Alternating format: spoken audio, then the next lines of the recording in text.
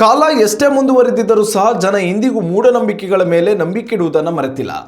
ಬೆಂಗಳೂರು ಗ್ರಾಮಾಂತರ ಜಿಲ್ಲೆ ಹೊಸಕೋಟೆ ತಾಲೂಕಿನ ಸೂಲಿಬೆಲೆ ಎಂಬಲ್ಲಿ ನಿಧಿಯ ಆಸೆಗಾಗಿ ಗಂಡು ಮಗುವಿನ ಕೊಲೆ ಹುನ್ನಾರ ನಡೆಸಿದ ಅಮಾನವೀಯ ಘಟನೆಯೊಂದು ವರದಿಯಾಗಿದೆ. ಸೂಲಿಬೆಲೆಯ ಜನತಾ ಕಾಲೋನಿಯ ಮನೆಯೊಂದರಲ್ಲಿ ಗುಂಡಿ ತೋಡಿ ಮಗುವಿನ ಬಲಿಗಾಗಿ ಪೂಜೆ ನಡೆಸುತ್ತಿದ್ದ ಸಂದರ್ಭದಲ್ಲಿ ಪೊಲೀಸರು ಮಧ್ಯಪ್ರವೇಶಿಸಿದ್ದಾರೆ.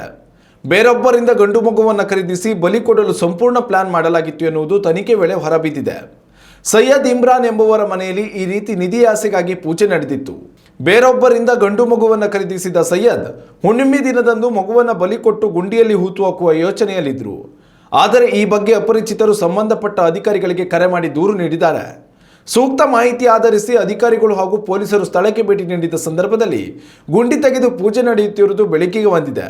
ಆರೋಪಿಗಳನ್ನು ಪೊಲೀಸರು ಬಂಧಿಸಿದ್ದು 8 ತಿಂಗಳ ಕನ್ನಮ್ಮನನ್ನು ಜಿಲ್ಲಾ ಮಕ್ಕಳ ರಕ್ಷಣಾ ಘಟಕದ ಅಧಿಕಾರಿಗಳು ರಕ್ಷಿಸಿದ್ದಾರೆ.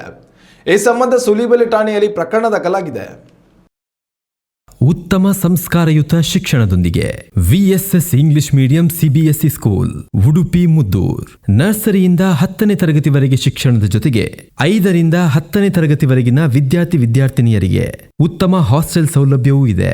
ನಿಮ್ಮ ಮಕ್ಕಳ ಪ್ರವೇಶಾತಿಗಾಗಿ ಈ ಸಂಖ್ಯೆಗೆ ಕರೆ ಮಾಡಿ.